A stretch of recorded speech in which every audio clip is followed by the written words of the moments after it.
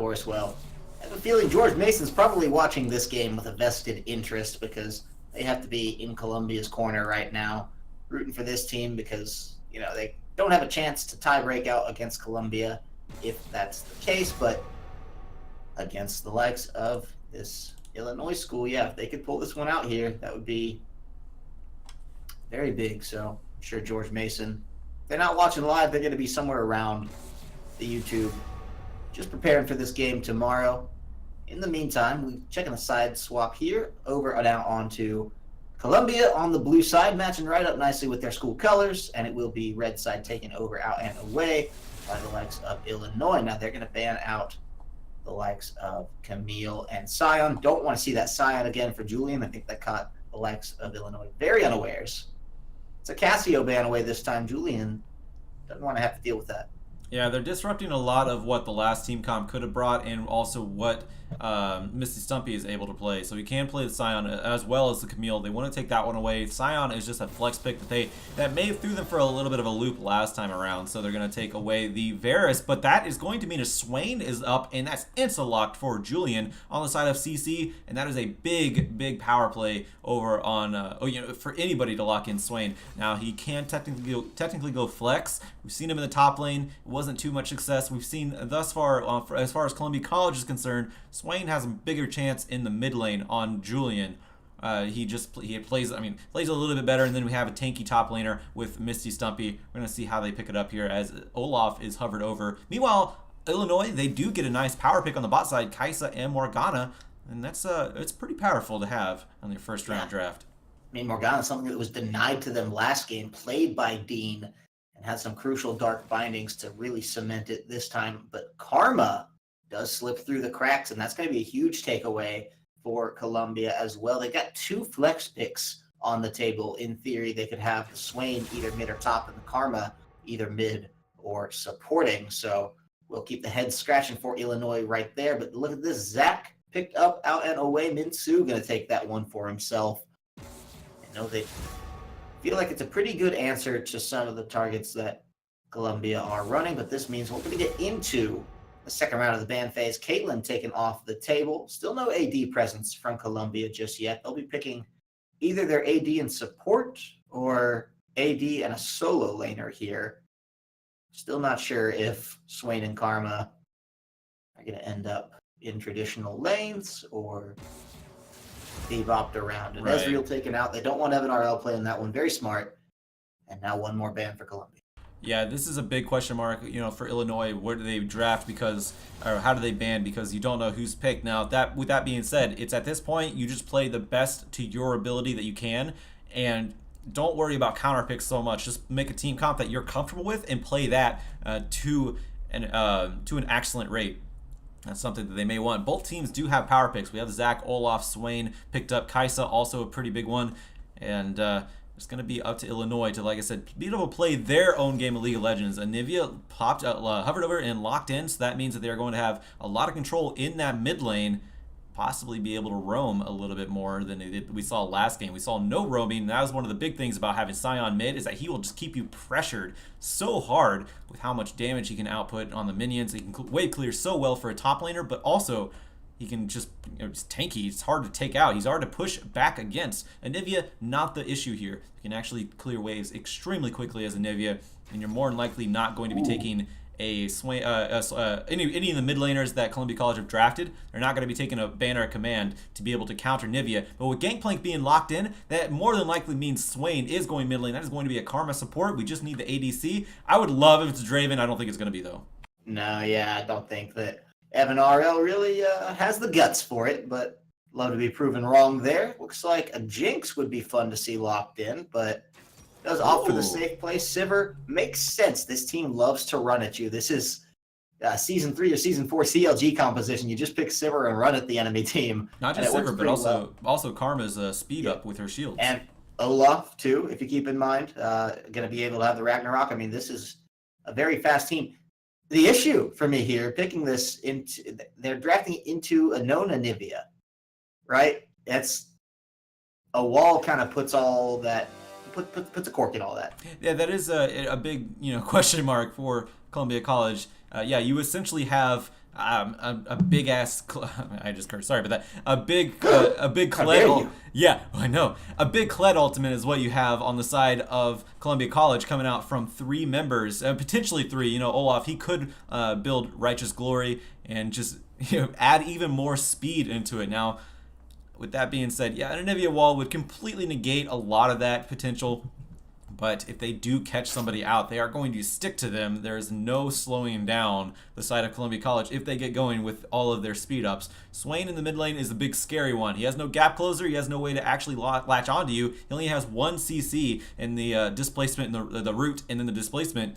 So him being able to run into your face with his demonic ascension and then supernova everyone, that is going to be absolutely terrifying if you're on the side of Illinois. It's going to be a huge burden on the shoulder of Xeno to be able to throw these walls down, to be able to displace everyone, make sure that they cannot get into the face. Not to mention Morgana needs to be able to get into there and try to dark binding a priority target. It's going to be hard because you have Olaf and Severe here. Severe, of course, can spell shield it. Olaf has Ragnarok. So a lot of priority, again, on the is going to be put onto Anivia to be able to wall these people off, wall the Columbia College team off as they launch into Illinois. Yeah, I mean, with Olaf being unable to be, or cannot be disabled when he's in the Ragnarok, Misty Stumpy on gameplay has the oranges to get out of, terrible situations. There's the Silver Spell Shield. I mean, the targets that you want to hit for the likes of Illinois onto the side of Columbia are going to be trickier to get a hold of now because Swain is somebody that you always have to think twice about engaging on. Karma, going to be probably the low-hanging fruit this game. Would not be surprised to see Dean, the punching bag, for any pickoffs that they may want to find coming out of, Noob hitting a Dark Binding or Xeno landing what he needs to on that Anivia, even down to the likes of, the Gnar pushback or Zach's Let's Bounce.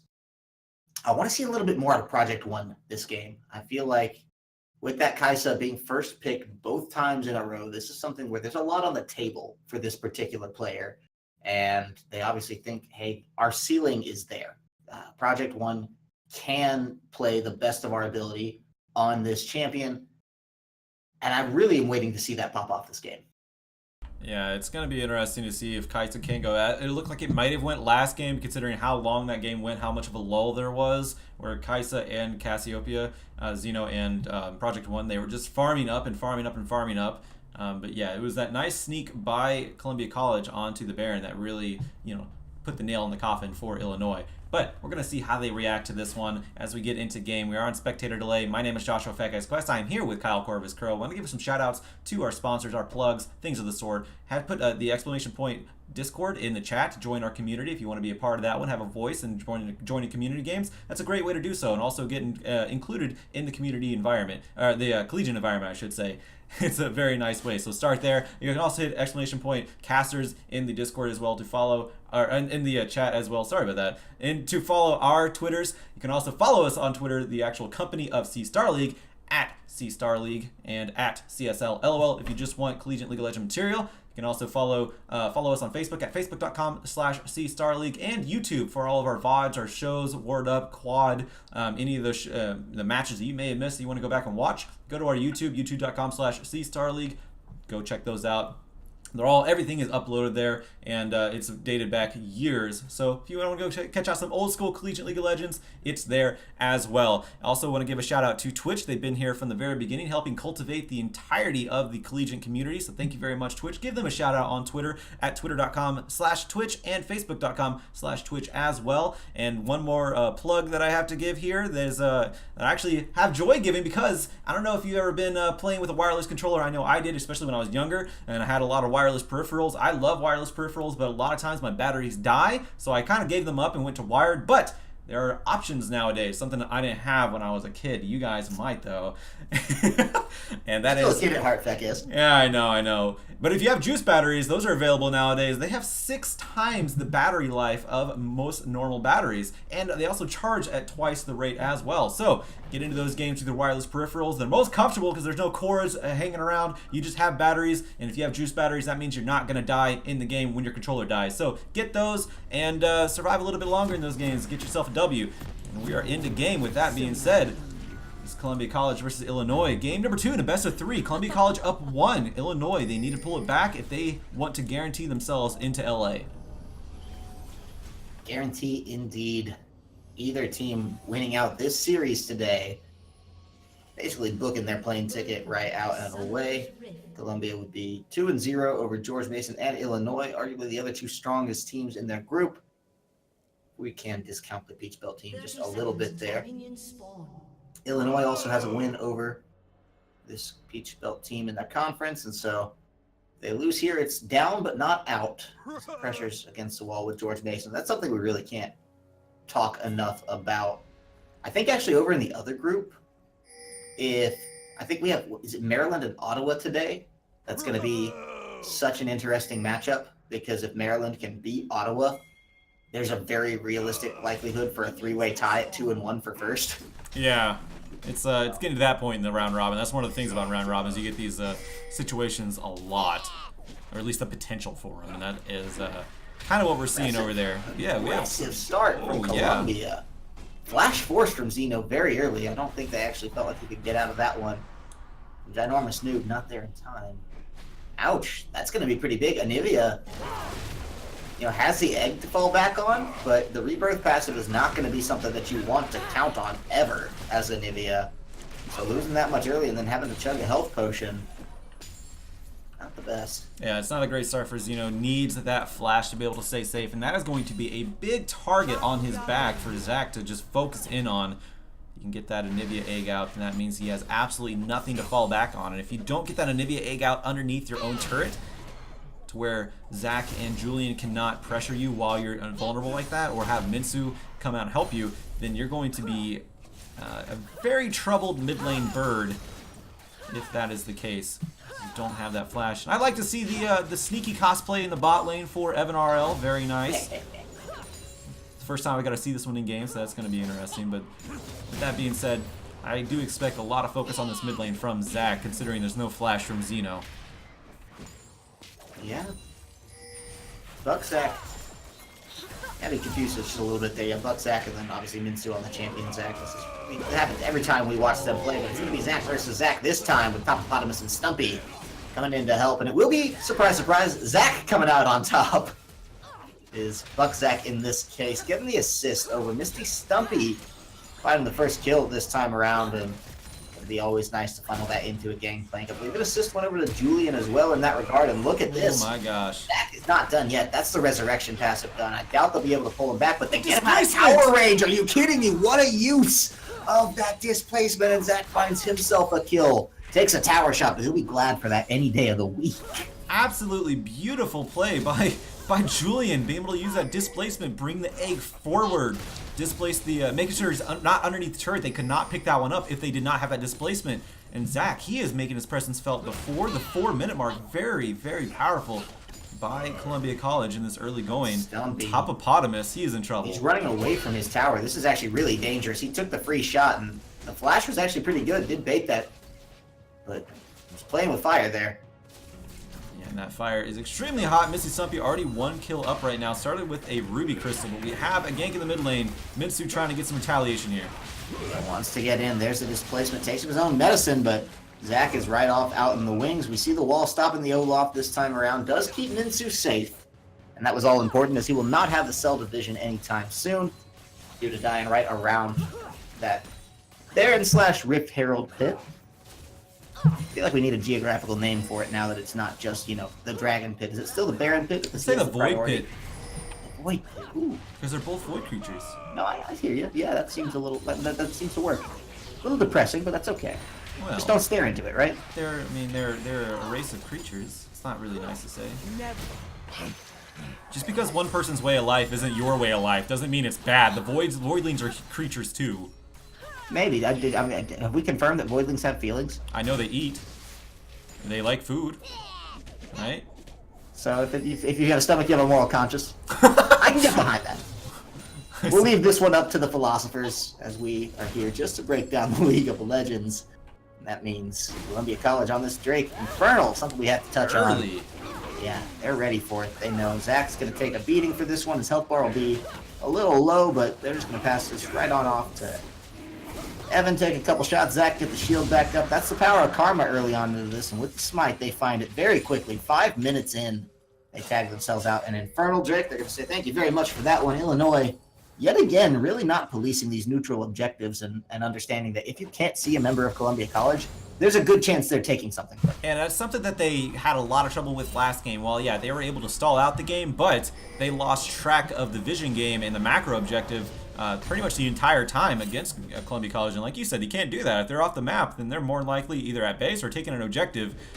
And this early on, you don't expect them to take an objective. You don't think an objective is going to be contested that early on, but it's Columbia College. I mean, we've seen them all year do this, and it's no different now. Gonna be able to take that Infernal Drake away, which at this 5-minute mark, 6-minute mark, I should say, it's not extremely powerful, but it does help you scale up so well in something that last game, if Illinois had, may have been able to help them out in equalize the team fights, but they weren't able to get any they weren't able to get any objectives, so it's just something they need to prioritize, especially now. As we see. To break this down a little further, actually, it's another Infernal Drake coming up. We'll talk about that in a second, what that means. We do have a gank here in the meantime, and the Ragnarok used at a very good time to flash in from Stumpy. Means Topopotamus is going to go down.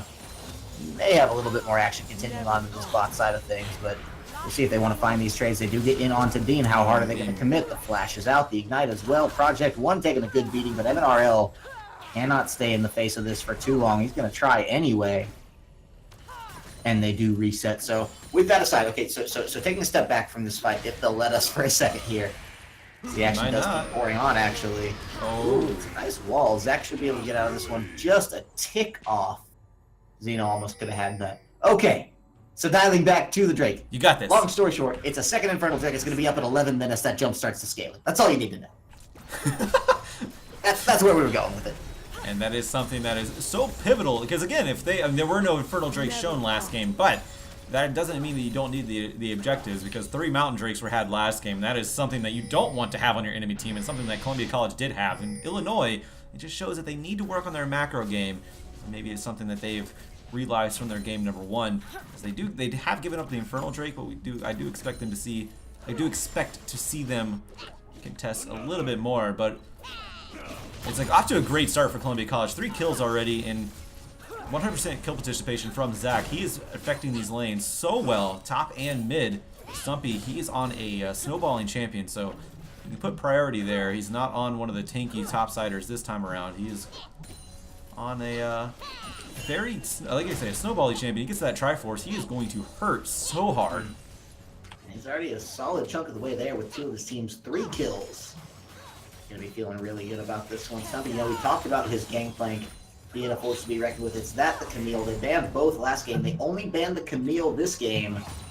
Stumpy says, I'm gonna make sure you live to regret this decision.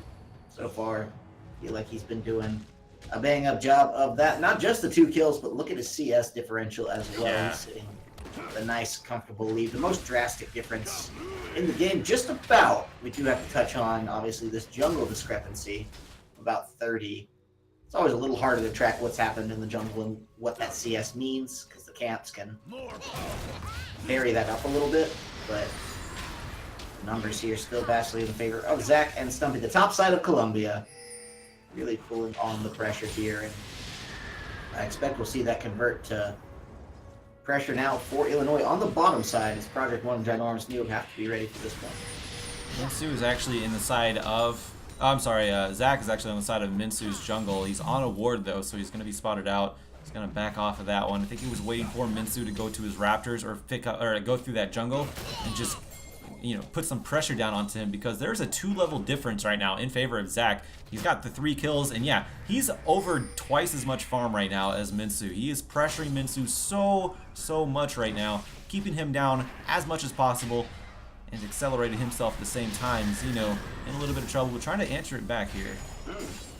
Xeno playing a strong mechanical Anivia. Did have the early death due to the crazy play we saw out of Zach and Julian.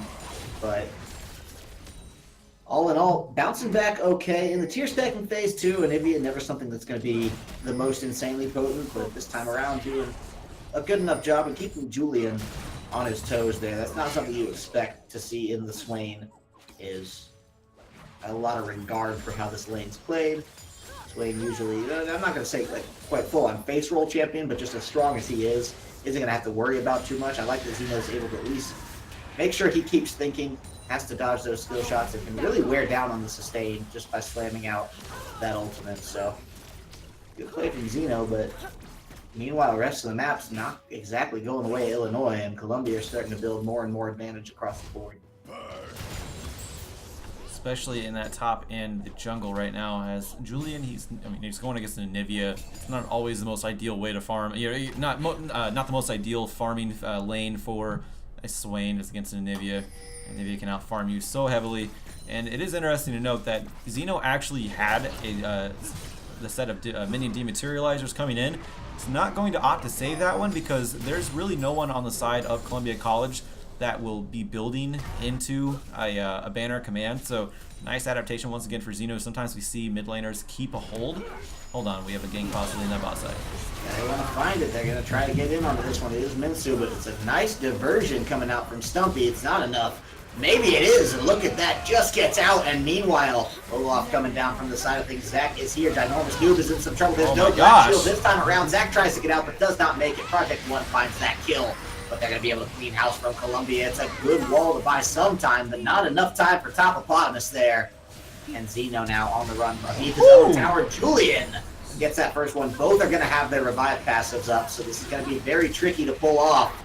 But they do find Minsu at a minimum, and look at this bad news for Zeno, not under the tower.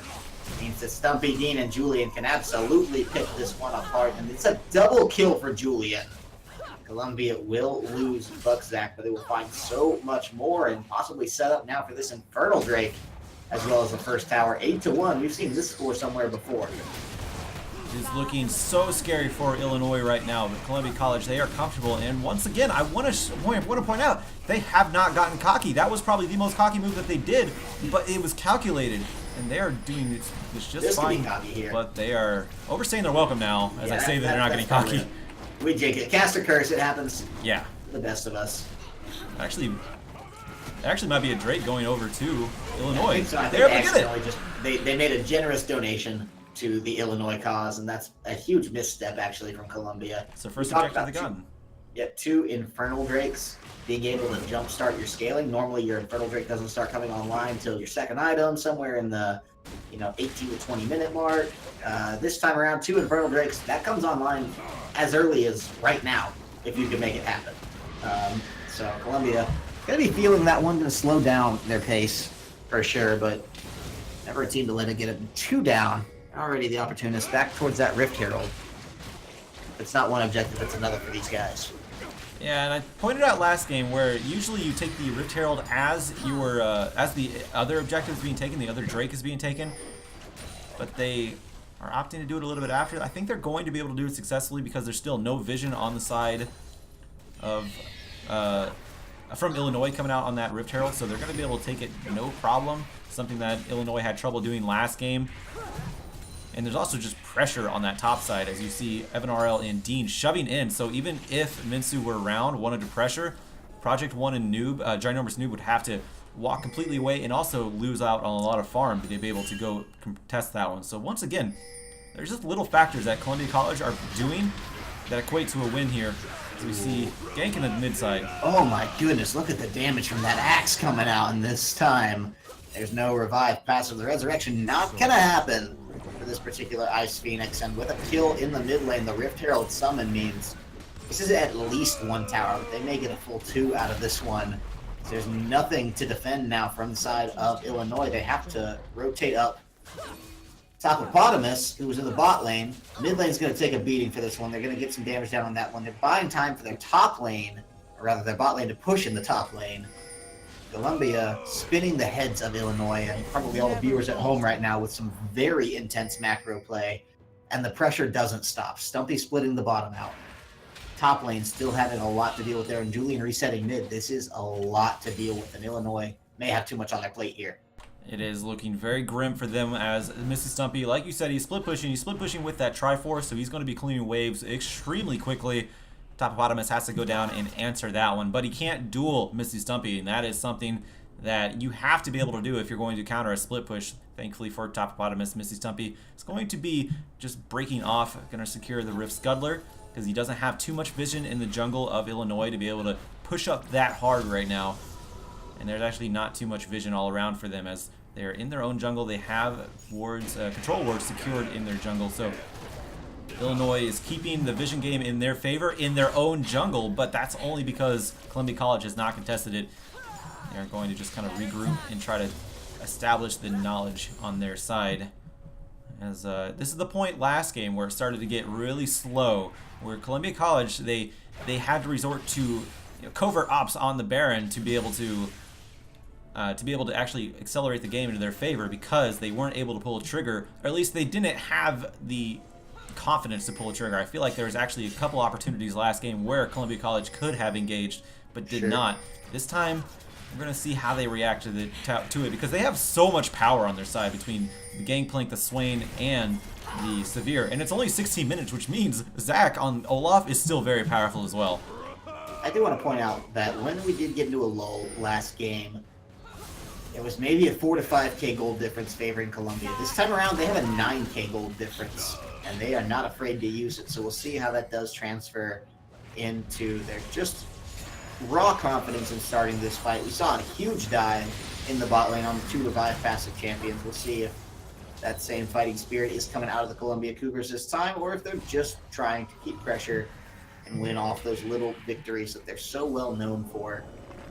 If you just reset towards this mid lane, that would mean they have pressure across the board. The 1-3-1 coming online, as well as both teleports from Julian and Stumpy, so there's a lot to consider now if you are Illinois, and how Columbia is going to be building this pressure. And you gotta wonder, they're probably just buying time. It's only a Cloud Drake next, so I doubt that they're going to be putting too much priority onto that objective, but it does help just to clear the scoreboard really quickly, reset, get a new dragon out there.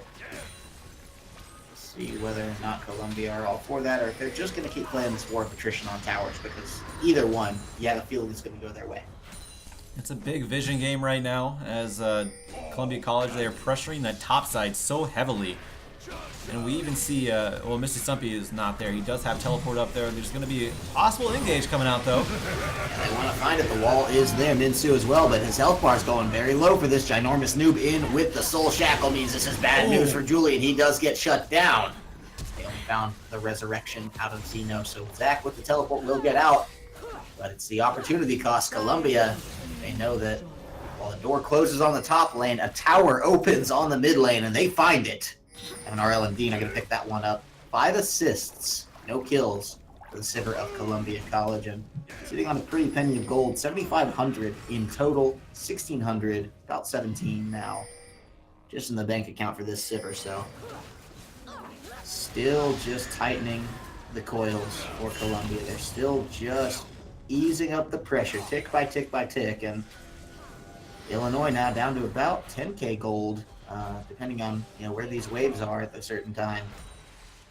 It's not getting any better for him. No, not at all. And this is something that Columbia College is doing very well. They actually had a 2-2-1 split push going on. If you want to call it 2-2-1, because technically Mr. Stumpy, he was pushing earlier, but he backed by the time that team fight happened. But a 2-2-1 split push going on to where they know that 3 to 4 members of Illinois have to go to one part of the map and answer. And if they do that, then that means that one of those other turrets that's being pressured is going to fall. This is again a very slow but methodical and calculated game by Columbia College. They have cleaned up their act from last week, and it is showing that they are playing so much cleaner than they were last week against George Mason. And it's paying off so well for them, as again, it's a slow gameplay, but it's to their favor. It's slow because they want it to be slow, and it's calculated, and they're getting everything that they want. Yeah, they died twice, and they've lost one Drake, but there's just a little something to clean up here. As Topopotamus on the wrong side of the neighborhood, he's going to make it out though. But Illinois now, they're trying to counter it with a split push, but I don't think it's going to be to as much success as Columbia College has been. See whether or not it works out for them. 5 members in the area, maybe wanting to find a bit of a flank before the Baron did come down and around, but top to bottom, just not in the cards for Illinois. Flank would have been tough to pull off, especially when they're this far behind. So, Topopotamus now has to reset into the bot lane to deal with the split push of Mystic Stumpy. Split push of Julian's going to start coming out as well, and you have to wonder if Zeno can afford to try to go back and be the teleport threat to stop that one, or if they think they can just get through to this by maintaining pressure in the middle lane, keep things troublesome. Now look at this. Ragnarok is popped in the face of the Dark Binding. Oh my gosh. Cannon Barrage come down. Ginormous Noob never stood a chance, but then again, maybe neither did Zach, as Project 1 is there with the damage, and Topopotamus with the teleport in. He's going to knock him back. Julian has to find a way out of this one, and with no flash, will not be able to, so Zeno finds himself a kill, and they're already doing better than they did last game in terms of kills, but again, the pressure just stays so heavily favoring Columbia College here. Look at this. They don't even want to let them back from the side of Illinois. Project 1 very low. Dean's going to try to find this one. Does not. But Stumpy might finish the job. It's so close. And Project 1 not going to be the target perhaps. Topopotamus, the next one they're looking for. And Zeno, the last health bar standing for the side of Illinois, but meanwhile it meant that Evan RL could push up the spell shield, beautifully played to block the Dark Binding, and this is an exposed inhibitor right around the live Baron there. Not done yet. They want to teleport in. Topopotamus wants to get here on the backline, will not have Mega Gnar, but no, I'm sorry, that's a Xeno teleport, and so not really going to be able to do too much here at all, actually. So it looked like that was aggressive play coming out from Columbia College, how they kept flashing forward, just trying to kill Project 1.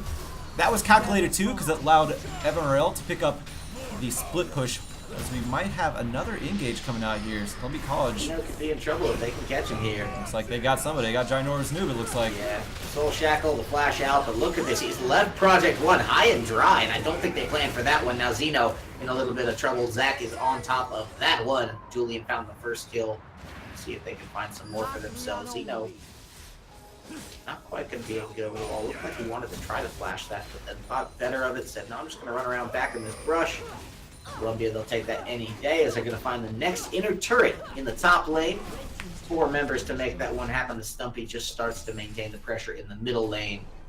Means it's still a solid lead. 12k gold up at 22 minutes for Columbia, and they've only found 6 of the total 11 towers thus far. Project 1 going down there was actually the result of what was happening last time that for team fight, whenever Stumpy was chasing. When, like I said, it looked like Columbia College was getting aggressive, but no, they were actually doing that calculated as well, because Evan RL once again pushing down that mid lane. He was left alone, but Macy Stumpy did get the flash and the heal off of Project 1, which equated to a kill in that to set up that team fight just now. But now Julie may be caught.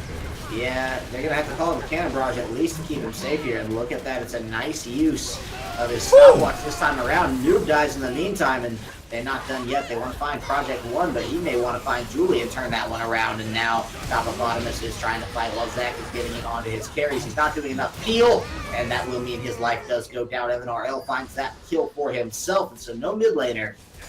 It's going to be hard for them to possibly burst this Darren down. Zach's health bar too low as well, but it's another Knuckle Duster that comes out in the favor of Columbia College. Zeno is actually doing a huge amount of work in these team fights. He is being able to zone off everybody, but also keep them inside of his Tundra, which is doing a huge amount of damage. Zeno and Project 1, big power points for Illinois. If they're not deleted immediately, then you see the health bars going pretty low on to the side of Columbia College. But with that being said, they're not quite fighting all as one either. They're picking these team fights as 4, just trying to distract and allow Evan RL or somebody to split push the entire time. Evan RL splitting that bot side just a little bit. I think he was in that team fight. I don't know. Didn't not see him in that team fight.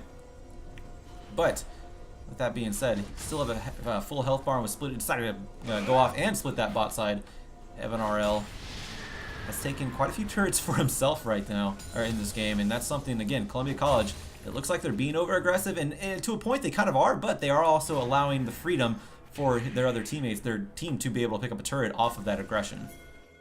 Yeah, whenever Columbia sends one person, Illinois generally has to send 2, and so it's a basic formula that they're working off of, just how many kills and how much strength they have distributed around these members now. It's just the bot lane outer tower that stands for the likes of Illinois. Columbia will be trying to get that one out before too long.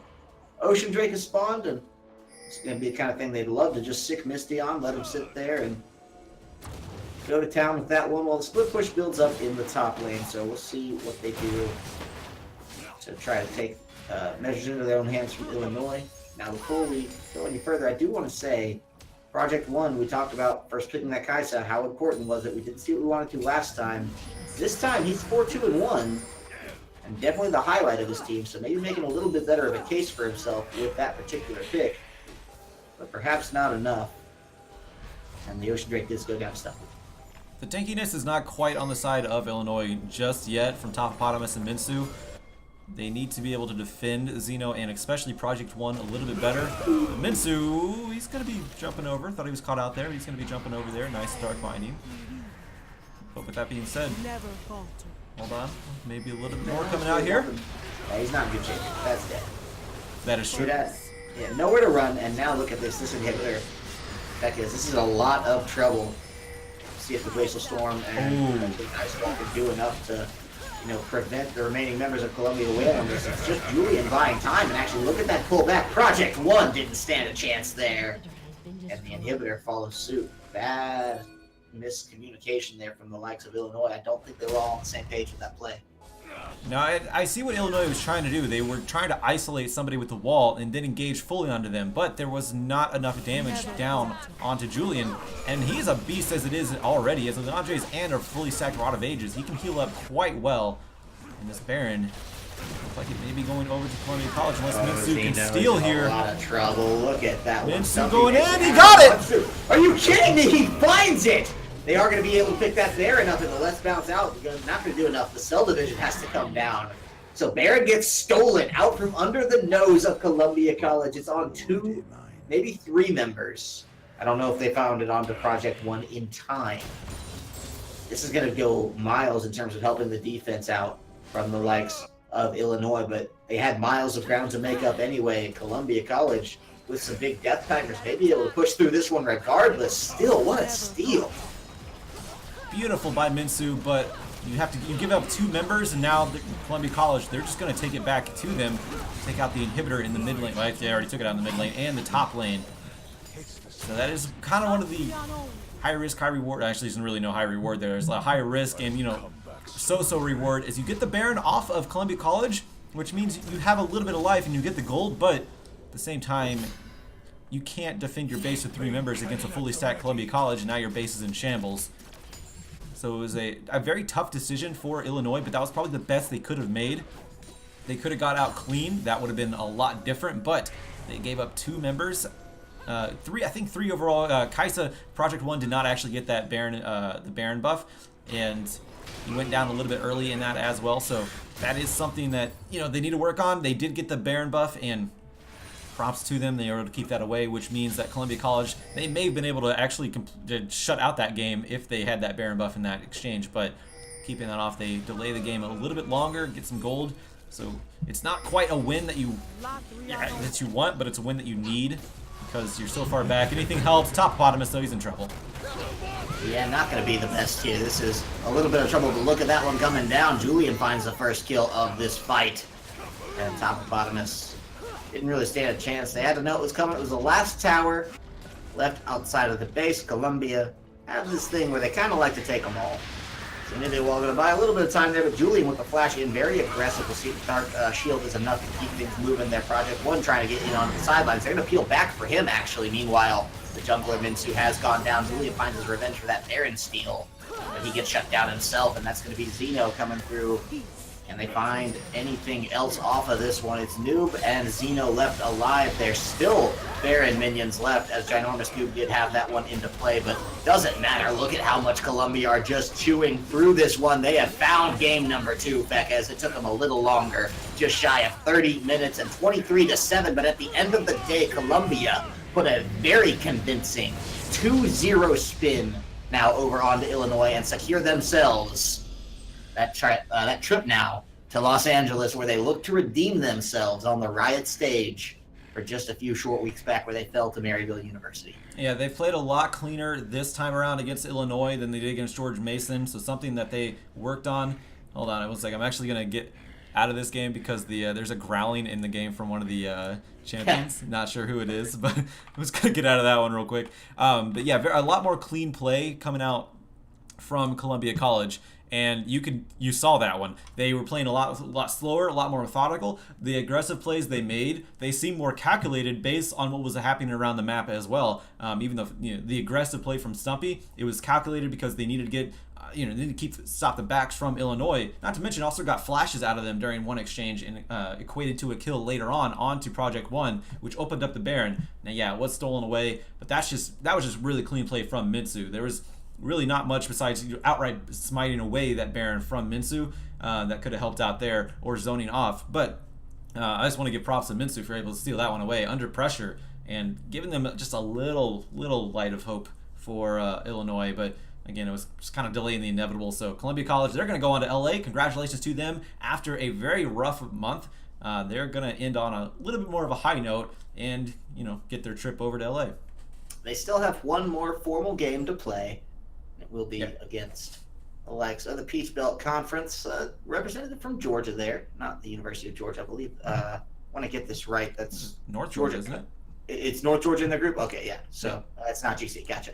So North Georgia in their group there. So they do have to run that one through, and we'll see how that one does end up. But we're all thinking pretty strongly into the favor of Columbia College here. That will happen tomorrow. And even if they somehow managed to lose that game, it doesn't matter because they'd be 2-1 and tied with either the likes of George Mason or Illinois, over whom they hold the head-to-head. So Columbia definitely securing their passage there, and looking like they're starting to put together a little bit of those things that went wrong, reforming as a team and coming back all the stronger. Loved what we saw today. Obviously, too, this is the kind of win they want to see, where there's things they can still work on. You never want to win that you don't learn anything from. So they are going to be able to go back to that film, that footage, and say, okay, here's what we can tweak up, here's what we can change, and here's how we can just come on so much better to that LA stage. Well, meanwhile, they're not the only team still in the race, ladies and gentlemen. We have currently right now Ottawa and Maryland being played on C-Star League 2. We'll try to host that for you guys. Get that up on your screen because there's so much more League of Legends action